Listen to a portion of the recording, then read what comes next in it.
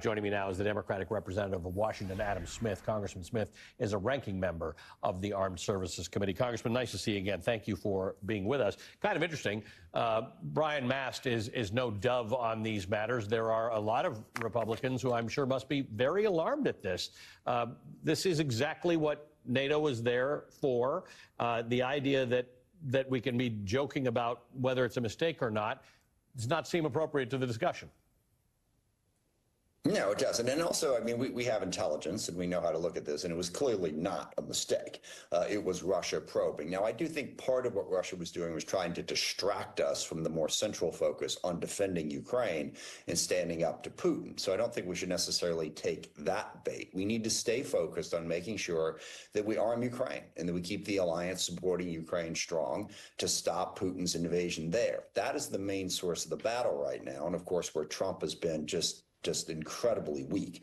I mean, literally rolling out the red carpet for Vladimir Putin in Alaska and never challenging him once, sort of let Putin think that he can continue to push us without any pushback.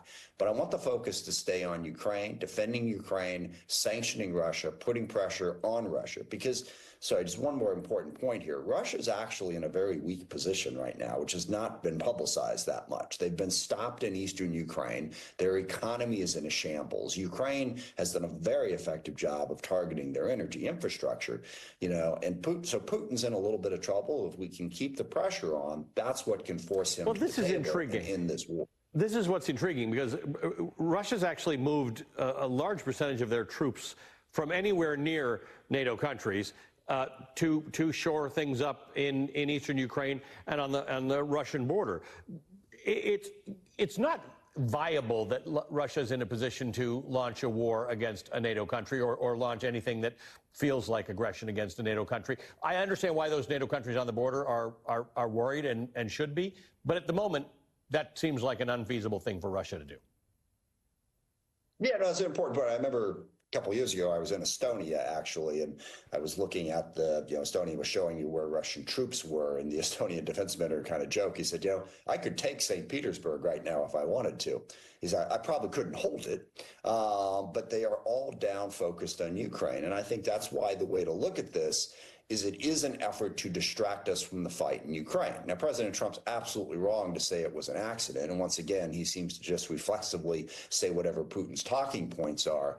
But again, we need to stay focused on Ukraine and focused on protecting them, because that's what will force Putin to the bargaining table. When you say this is a distraction, just to be clear, the distraction is causing tension between NATO members or between European NATO members and the U.S. Absolutely. And you're saying it's not that it's a zero issue, but it's what Putin would like us talking about, as opposed to talking about how we make sure that Ukraine keeps the upper hand in its invasion, in Russia's invasion of Ukraine. But he sees it as something that could potentially divide us. Some people will say, oh, my gosh, they went into Poland, we have to attack them. Other people say it's pointless. And so it turns this internal discussion within NATO allies that is a distraction. Now, I don't think it's that big of a distraction, because at the end of the day, nobody's talking about, going to war with Russia over this drone incursion into Poland. But that's what the point is. And regrettably, our president, President Trump, takes the bait on that more than anybody else. And does use it as a way to distract us and move us away from unity. Now, I will point out, we had a vote. National Defense Bill was on the floor last week. We had a vote on whether or not to cut off money from Ukraine, and it overwhelmingly was defeated.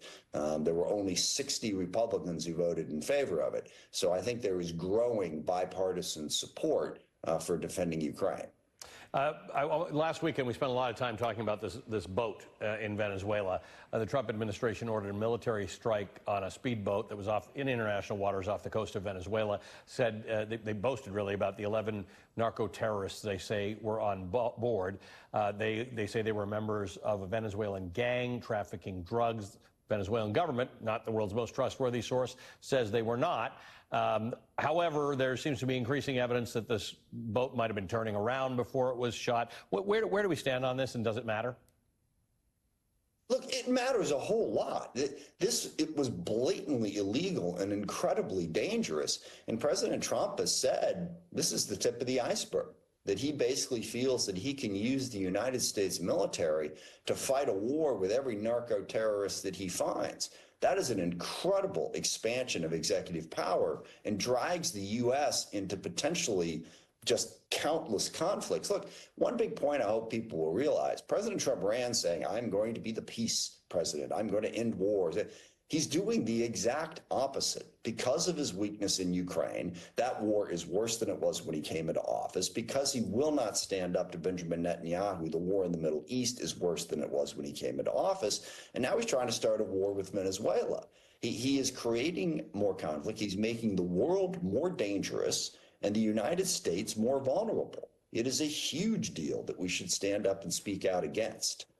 Talking about the Israel-Gaza war, last month you urged President Trump to stop delivery of offensive weapons to Israel in order to pressure Israel into implementing a ceasefire in Gaza and increasing the flow of humanitarian aid to the Palestinians and reducing violence in the West Bank.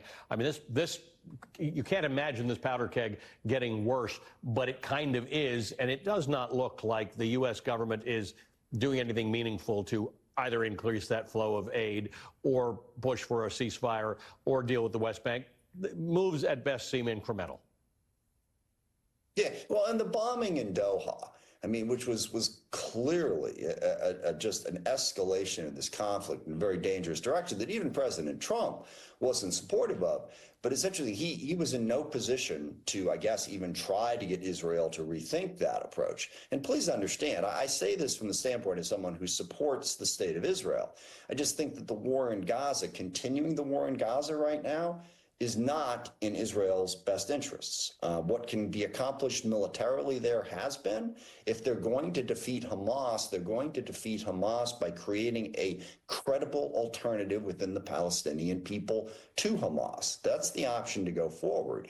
And you're not going to get the hostages back either by simply continuing this war, and certainly not by trying to kill off the negotiators. So, look, I support Israel. I don't support what Prime Minister Netanyahu is doing right now, and I think the U.S. should exercise influence to try to get them to change course. In their best interests, certainly in the best interests of ending the humanitarian crisis in Gaza, and in the best interests of getting to a more peaceful Middle East. Congressman, good to see you as always. Thank you for joining us, the Democratic Congressman Adam Smith of Washington.